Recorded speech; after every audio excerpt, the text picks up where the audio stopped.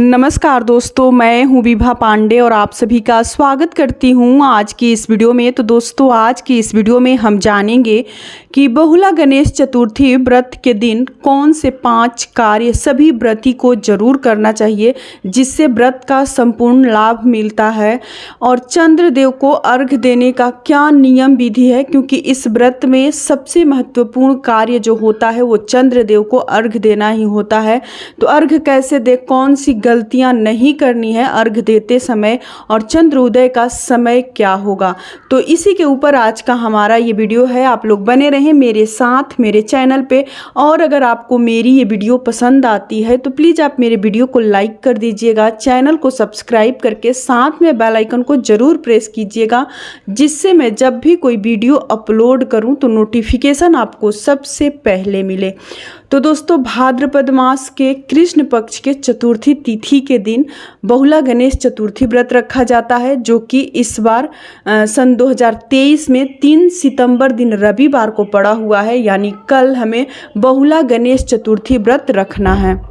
तो चलिए दोस्तों, जान लेते हैं कि वो कौन से 5 कार्य हैं जो कि गणेश चतुर्थी व्रत के दिन सभी व्रती को जरूर करनी चाहिए, जिससे व्रत का संपूर्ण लाभ मिलता है। और अगर ये 5 कार्य हम नहीं करते हैं तो व्रत का हमें कोई लाभ नहीं मिलेगा। तो पहला कार्य कि आज खाए नहाए है, आज रात के भोजन में लिट्टी और साग बनाकर खाकर और व्रत रखा जाता है। तो जब आप लोग रात के भोजन में लिट्टी और साग बनाइएगा तो बिना भोजन को जूठा किए हुए, बिना किसी को खिलाए हुए, सबसे पहले आप लोग लिट्टी साग को थोड़ा सा निकाल कर और भगवान गणेश जी के लिए लिट्टी साग और पानी रात के समय ढक कर जरूर रख दीजिएगा, और लिट्टी साग खाकर ही व्रत भी रखा जाता है। अगला कार्य कि जब आप लोग सुबह में सरगी खाने जगिएगा, सरगी खा लीजिएगा, तो उसके बाद से दांतों की सफाई ब्रश से एक बार जरूर कर लीजिएगा, क्योंकि अगर दांत में कुछ फंसा रह जाता है तो व्रत खंडित माना जाता है। और अगर इच्छा हो तो आप लोग सरगी से पहले भी ब्रश कर सकते हैं, ब्रश करने से मन फ्रेश हो जाता है, तो सरगी से पहले भी कर सकते हैं, लेकिन सरगी के बाद आप लोग ब्रश जरूर कीजिएगा ताकि दांतों में कुछ फंस कर रह ना जाए, जिससे हमारा व्रत खंडित हो जाता है। अगला कार्य कि सुबह में आप लोग व्रत वाले दिन कोशिश कीजिएगा कि 8 बजे से पहले स्नान जरूर कर लें, क्योंकि जब हम कोई भी व्रत रहते हैं तो हमें सबसे पहले अपने शरीर की सफाई कर लेनी चाहिए, शरीर को शुद्ध कर लेना चाहिए। और बहुत सारी महिला होती हैं कि सोचती हैं कि रात में हमें पूजा करना है, शाम के समय स्नान करूंगी और रात में पूजा करूंगी, तो ये बहुत ही गलत है। जब आपका शरीर शुद्ध नहीं होगा तो व्रत रखने का कोई फायदा नहीं है। इसलिए आप लोग सुबह में एक बार स्नान जरूर कर लीजिएगा और शुद्ध धुला हुआ वस्त्र पहनकर पूरे दिन आपको निर्जला निराहार व्रत रखनी है।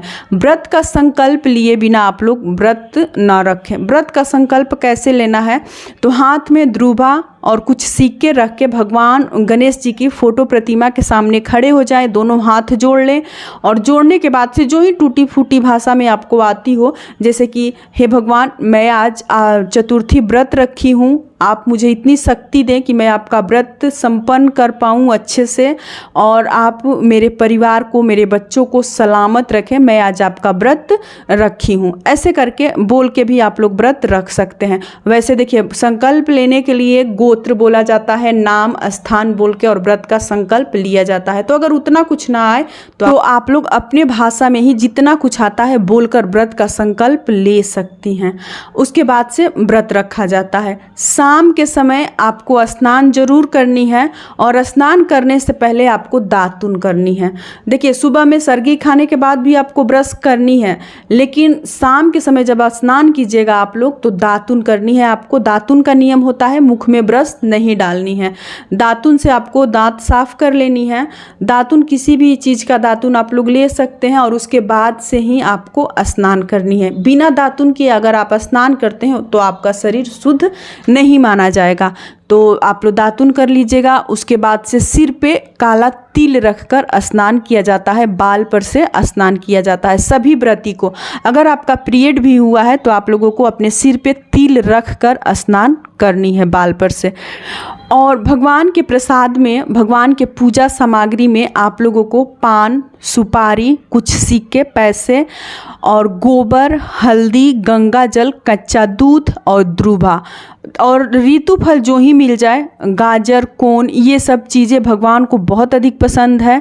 तो अगर गाजर मिले मार्केट में, कोन मिले तो आप लोग ज़रूर लाइएगा। कोन वैसे हर जगह मिलता है क्योंकि सबको पता होता है कि चौथ व्रत में कोन का बहुत अधिक महत्व है। गाजर भी मिल जाता है, तो आप लोग ये सब चीज़ें भगवान को चढ़ाइएगा और प्रसाद स्वरूप और उनको पूजा कीजिएगा। पूजा करके कथा सुन के और तब अर्घ्य दिया जाता है। चंद्रोदय का क्या समय है? तो चंद्रोदय का समय है कल यानी कि 3 सितंबर को रात में 8:36 पे चंद्रोदय होगा। उस समय आपको चंद्रदेव को अर्घ्य देनी है। अर्घ्य देने का क्या नियम विधि है, कैसे अर्घ्य दें? तो देखिए, आपको अर्घ्य देने के लिए चंद्रदेव के तरफ मुख करके आपको खड़ा होना है।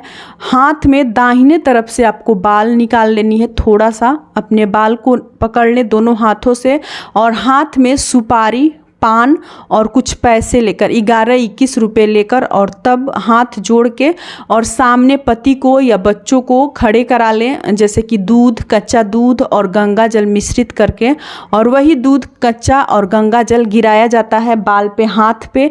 और देखिए 5 बार या 7 बार गिरानी है। जैसे एक बार गिरा ले, फिर परिक्रमा ले लें, फिर दूसरी बार गिरा के फिर दूसरी परिक्रमा, फिर तीसरी बार गिरा के तीसरी परिक्रमा, ऐसे करके आपको 5 या 7 परिक्रमा आपको लेनी है।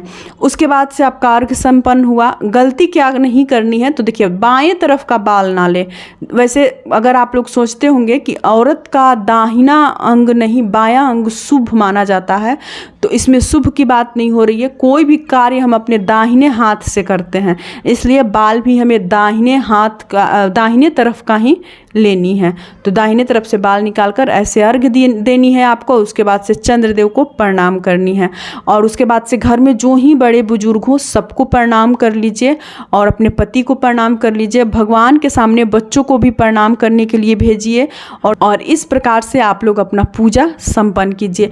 फिर से मैं एक बार बता दे रही हूँ कि उस दिन आप लोग अपने पैर में महावर लगा लीजिएगा शाम के समय और पीला सिंदूर, कंघी वगैरह कर लीजिएगा। बिना श्रृंगार किए एक सुहागन महिला को कोई पूजा नहीं करनी चाहिए।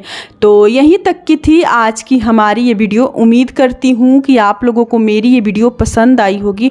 अगर पसंद आए मेरी वीडियो तो मेरे कमेंट बॉक्स में जय श्री गणेश जरूर लिखिएगा। फिर मिलती हूँ एक नए वीडियो में, तब तक के लिए नमस्कार।